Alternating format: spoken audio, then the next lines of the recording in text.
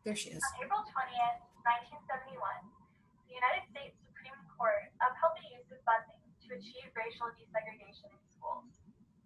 I was born in 1997, and the movie Remember the Titans, which is based on a true story, was set in 1971. This was really shocking to me while watching the movie that something like this could have happened just less than 50 years ago in Virginia. My name's Emma Davis, and today I'll be talking with you about different leadership styles of the main characters, different followership behaviors that are observed, and the cultural concerns of that time that the leaders had to address in the movie Remember the Titans. I'll also be talking to you about different leadership styles I've observed that I myself would like to emulate. Just as a reminder, there are three main leadership styles: authoritarian, participative, and delegative. An authoritarian leader tells their followers how to do things. This happens when the leader has all the information and resources they need. They don't need, or maybe they don't even have time for input from followers. However, they do need the respect of their followers in order for this leadership style to be effective. Next, we have participative leadership. This is when a leader involves their followers in decision making. This actually allows for followers to learn and develop their skills. However, the leader will retain final responsibility for the group's decisions and actions in the end. And finally, delegative leadership. This is when a leader delegates responsibilities to their followers. This happens when the leader is confident in their followers' abilities and decision making skills, and they trust that they will get the job done and done correctly. But once again, the leader retains the final responsibility for the group's decisions and actions.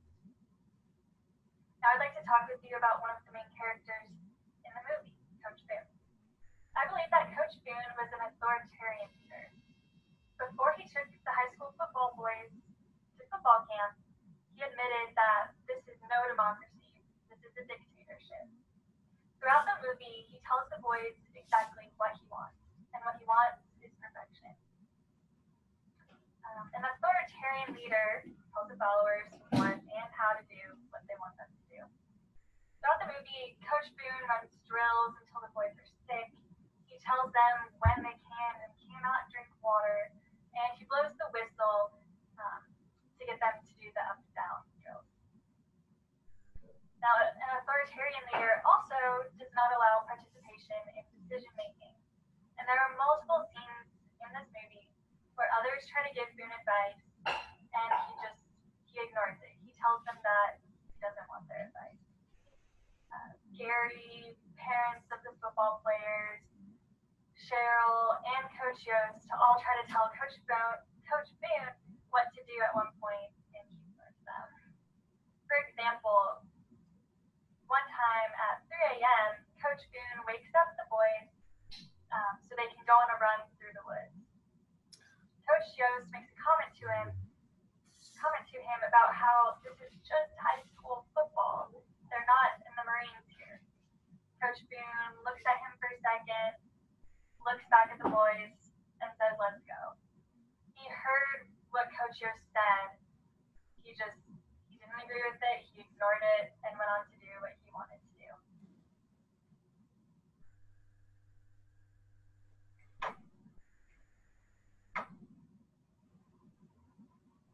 In another scene, Coach Yost tells Coach Boone about some plays that he thinks would help the boys have more fun and even score more points.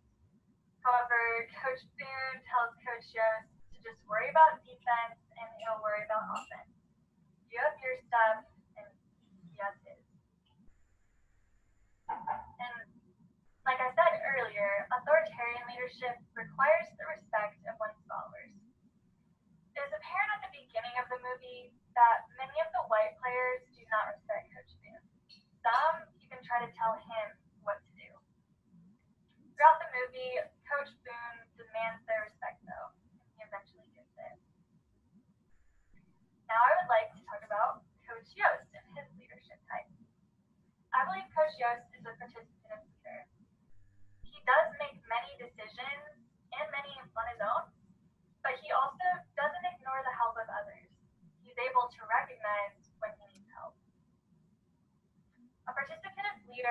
involves followers in decision making.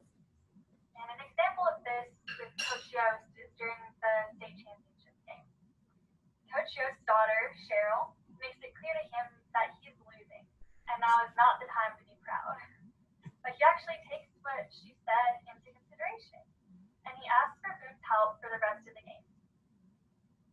A participative leader also allows for followers to learn and develop their own skills.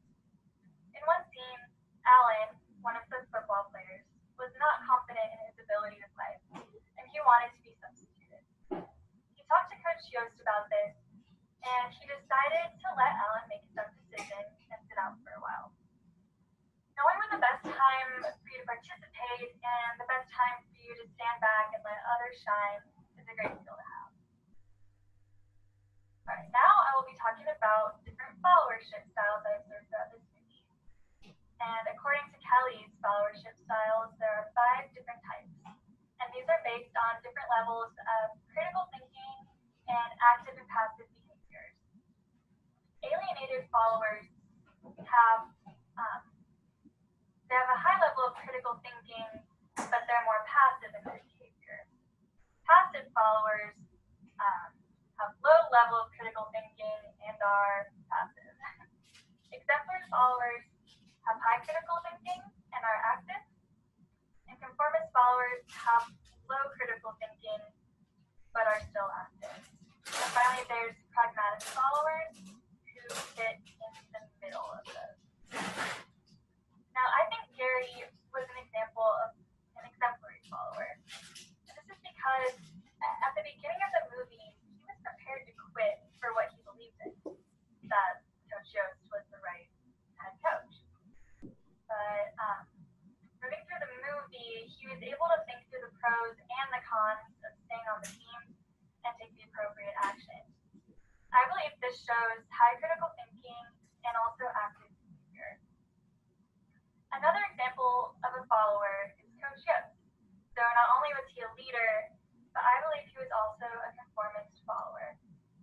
He yielded to Boone's authority even when he disagreed with his training methods. For example, the strenuous drills. I believe this shows high critical thinking, but a more passive behavior. Now I'll be talking about how the leaders in this movie helped the culture of the school and the community. Coach Boone's authoritarian leadership style was needed for social change.